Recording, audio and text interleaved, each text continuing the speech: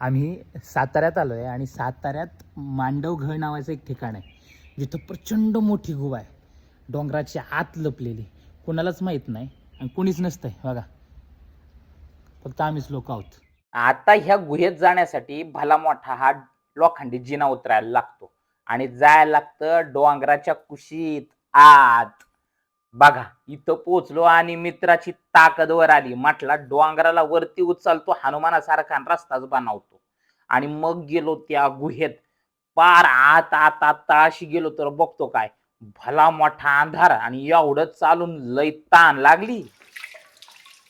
शपथ, काय पाणी आहे! फिल्टरपेक्षा भारी पाणी यार, काय गारगार.